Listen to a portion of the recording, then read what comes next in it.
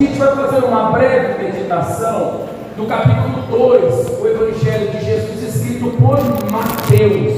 Você que pode se colocar de pé para nós lermos esses versículos do capítulo 2 de Mateus e o versículo de número 1 a seguir, aonde a Santa Escritura, a palavra de Deus, nos diz assim no capítulo 2, verso 1: E tendo nascido Jesus em Belém da Judéia, no tempo do rei Herodes, eis que os magos vieram do Oriente a Jerusalém e perguntaram: onde está aquele que é nascido rei dos judeus? Porque vimos a estrela no Oriente e viemos adorá-lo. E Herodes, ouvindo isso, perturbou-se toda Jerusalém com ele. E congregaram todos os principais, os sacerdotes, os escribas do povo, perguntou-lhes aonde havia de nascer o Cristo.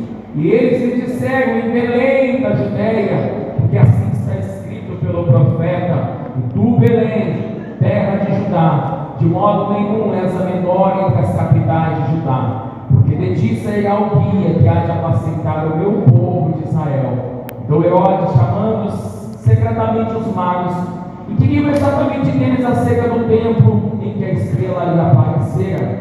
E enviando-os a Belém, disse: ide e perguntai diligentemente pelo menino.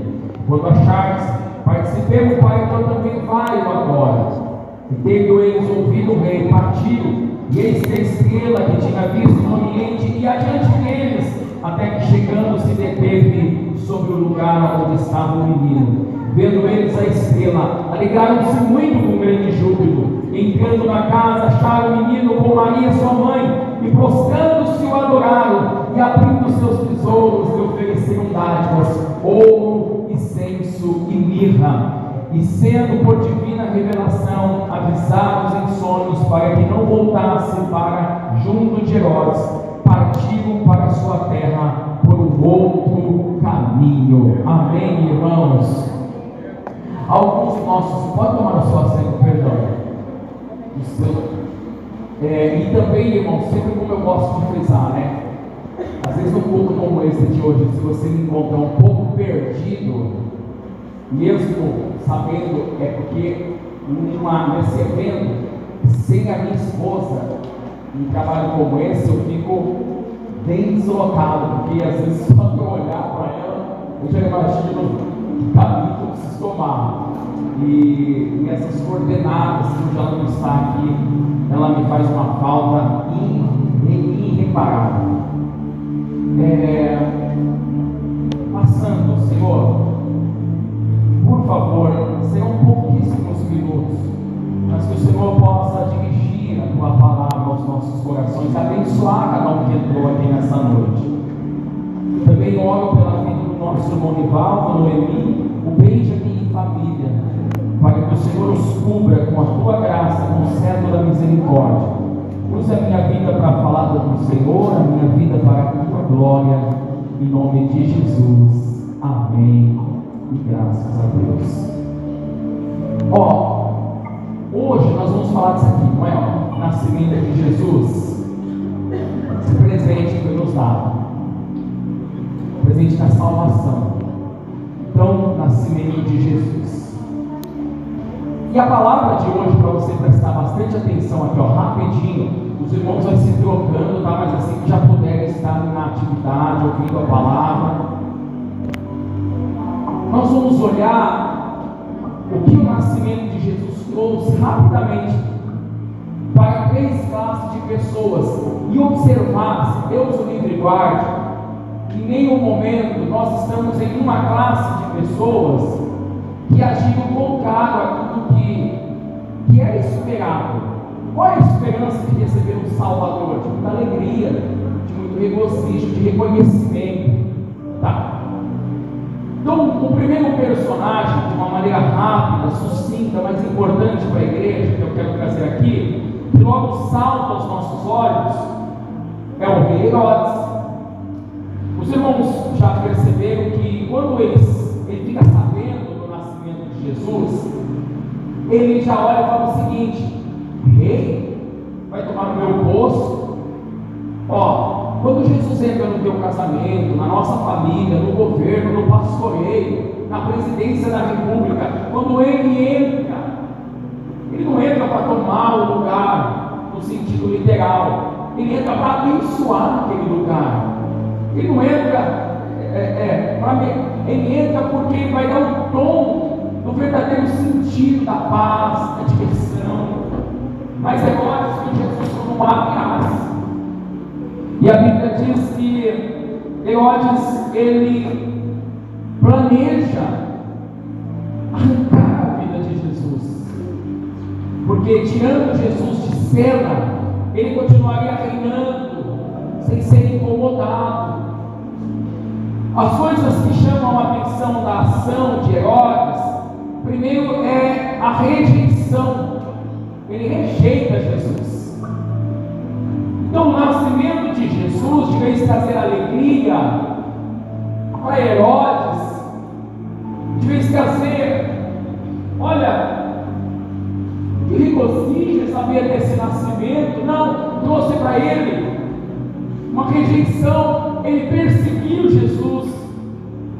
Ele é tão triste falar isso, mas ele criou um ódio tão grande de perseguição, que no capítulo ainda de número 2, lá no versículo de número 13, você vai ver que ele vai pedir para que os seus soldados cometam um assassinato em massa. Crianças de 2 anos para baixo, as crianças estão aqui, 2 aninhos para baixo, ele diz: olha, eu quero que extermine todas, porque com certeza de 2 anos para baixo eu alcanço Jesus e arranco ele de cena. Então, o que me chama a atenção aqui é a rejeição. O que me chama a atenção aqui é o ódio. Que, não sei se você está vendo isso hoje. Você sabia que, você vai falar assim: nossa, pastor, aqui dentro da igreja não, é claro. Mas você sabia que Jesus hoje ele é rejeitado? Você sabia que hoje o Evangelho, esse menino que nos nasceu, Cristo, ele é perseguido? Em muitos países, e até no nosso país, você já começa a escutar barulhos de rejeição e perseguição. Que nós não sejamos como Herodes. Tem uma outra classe que essa aqui é mais perto de nós, a gente tem que tomar mais cuidado. Segundo, antes de eu falar da terceira e finalizar, a Bíblia diz que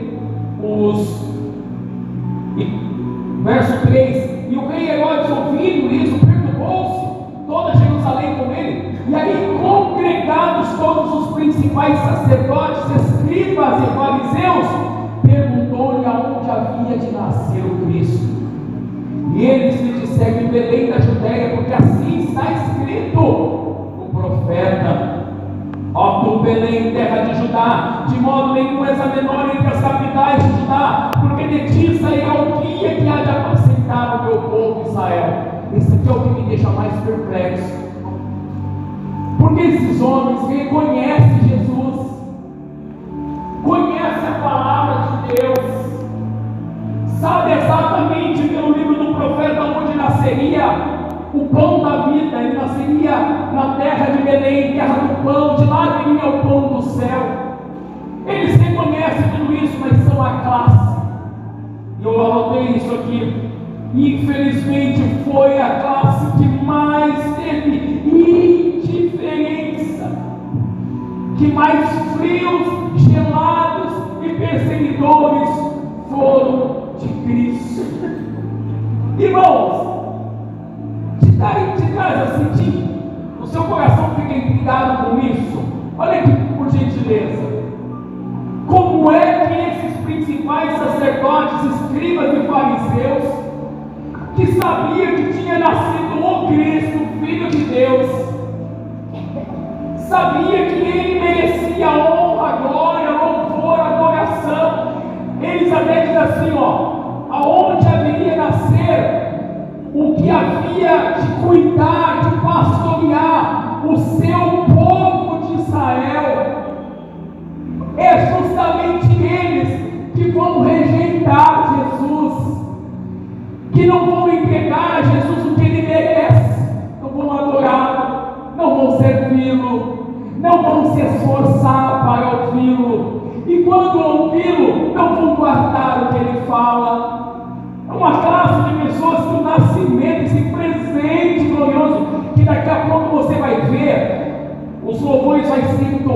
conforme eles vão apresentar, você vai ver, irmãos, que o que nós estamos tratando aqui é de um presente que Deus nos deu. Por isso que Isaías fala: um menino nos deu, um presente foi nos dado. Deus pega o seu filho e entrega, nos dá o seu filho para nos salvar. Quantas pessoas desviadas nós encontramos?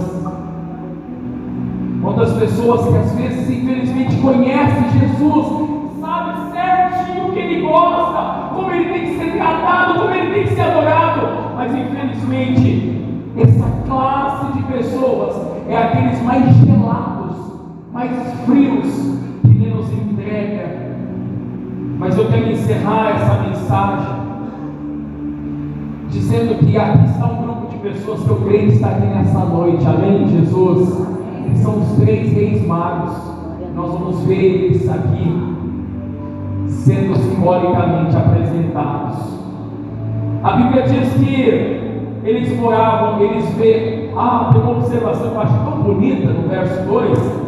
Perguntaram aonde que ele haveria de nascer, porque viam, verso 2, a sua estrela. Não era uma estrela, era a estrela de Jesus, não era uma estrela, a sua estrela, eles dizem. Nós vimos a sua estrela, nós vimos, e Jesus ele é muito tratado como essa figura, né, como uma resplandecente estrela do amanhã, a raiz de Davi. Nós vimos a sua estrela e nós viemos aqui para adorá-lo. Isso aqui já te chama a atenção, ó? Que as pessoas hoje pegam Jesus, essa história, esse presente que foi nos dado, uns não, diferente. Sabe por que os fariseus e Herodes rejeitaram Jesus? Porque servir Jesus mudaria a forma deles viver. Então Jesus ficaria incômodo. Para algumas pessoas, elas não se entregam para Jesus de verdade, porque elas não querem parar de fumar, elas não querem parar de beber, elas não querem parar de sair, elas não querem parar de ficar, elas não querem parar de pecar, elas não querem parar de fazer o que gostam, o que a carne gosta. Jesus era uma ameaça para a minha carne, Jesus era uma ameaça para o meu gosto, Jesus era uma ameaça para a minha autoridade. Mas os 3 reis magos olharam com os olhos diferentes e disseram: nós viemos aqui para adorá-lo, amém, Jesus. E eles, olha que coisa interessante, porque eles viram a estrela de Jesus lá no Oriente, eles moravam na Pérsia, e eles, cansados, irmãos, passaram em vales, montanhas, andaram quilômetros, andaram sobre desertos, fizeram esforços e mais esforços de um lugar tão longe para adorar a Deus. E eles não mediram esforços. Eu não sei, preste atenção no que eu vou te dizer aqui. Você que às vezes tem culto para vir para a igreja, ou eu, e às vezes você se identifica com os magos do Oriente, que passam dias caminhando, descem vales, sobem montanhas, passam desertos, desde a Pérsia até chegar perto de Judá para adorar a Jesus. Você notou como que tem personagens aqui diferentes de Herodes e dos principais sacerdotes, escribas e fariseus, queridos? Homens que se esforçam, que se dedicam, que andam quilômetros para adorar a Deus e não levam nada pedindo, e não que isso seja errado, mas a Bíblia diz que eles levam tesouros, e dentro desses tesouros eu queria citá-los aqui no verso de número 11.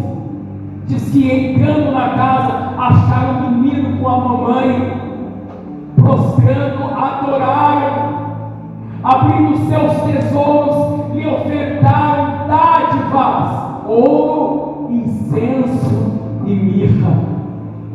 Era para Herodes pegar os tesouros do palácio e mandar entregar para Jesus.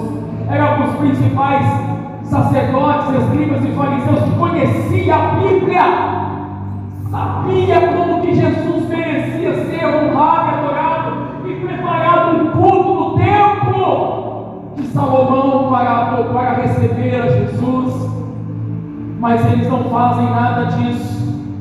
No entanto, esses 3 reis, Mateus 6, Jesus ele fala assim, na boca dele: o homem entrega o melhor para Deus do seu tesouro que está em seu coração. Ele tira do seu tesouro. Se esse tesouro aqui adora a Deus de uma maneira boa, ele tira coisas boas. Mas se esse tesouro aqui estiver mal, ele tira coisas más. Esses 3 reis magos tiram do seu. Primeiro eles entregam ouro.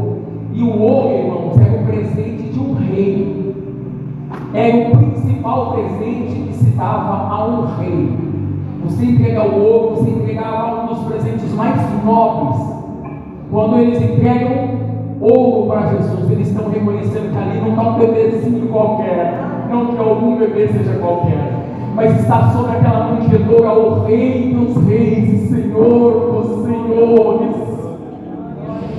Eles entregam um ouro para Jesus. A Bíblia diz que eles vão lá e entregam incenso para o bebê. O incenso, irmãos, era um ato, um dos mais simbólicos do sacerdote. O incensário para um sacerdote era uma das suas, é a mesma coisa que andar com a Bíblia, o pastor com a Bíblia, era um símbolo do sacerdote. Eles sabiam, como diz aos Hebreus, que ali estava o sumo sacerdote. Eles entregam incenso porque Jesus, o sacerdote, tinha uma das suas principais funções anuais, que era pegar o cordeiro, imolar o cordeiro para um sacrifício e expiação da humanidade. Ele sabia que ali estava o sacerdote, não só que levaria o cordeiro, mas que levaria a si mesmo para o Calvário e daria a sua vida, não como somente o sumo sacerdote que leva o animal, mas aquele que representaria o próprio sacrifício. Aleluias! E ele entrega a mirra.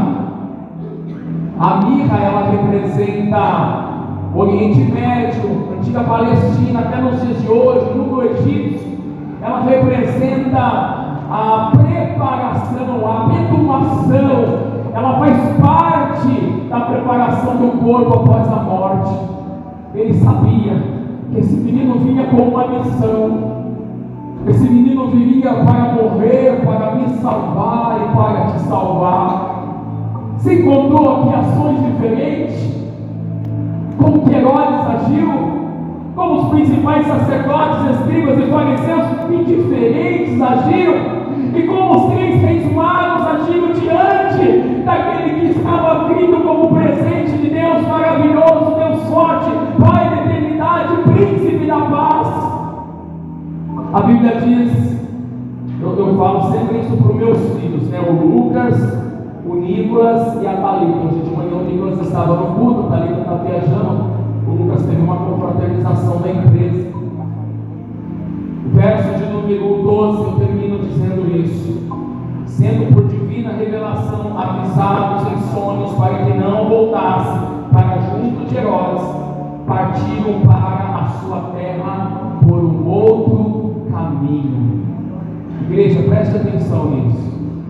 Todo mundo que tem um verdadeiro encontro com Jesus, não como Herodes, não como os principais sacerdotes, escribas e fariseus, eles nunca mais voltam pelo mesmo caminho. A Bíblia diz que após aquele encontro, sendo orientados por Deus, por divina revelação, eles voltam por um outro caminho. Se a pessoa bebe, ela não bebe mais. Se ela fuma, ela não fuma mais. Se ela mente, ela não mente mais. Se ela não perdoa, ela perdoa mais. Ela volta por um outro caminho. Ela volta redimida, ela volta transformada, ela volta mudada, ela volta obediente. O caminho que levava ela, que se encontra com Herodes, que se encontre com os principais sacerdotes, que tem aquele clima tenso, amargo, difícil, de rejeição, que representa o mundo, quando se encontra com Jesus, deixa o melhor de si a Ele e volta para um outro caminho, o caminho da graça, da misericórdia, do perdão. Se essa igreja é esse novo caminho, aplauda bem forte ao Senhor, glorifica bem forte ao Senhor, bendiga bem forte ao Senhor.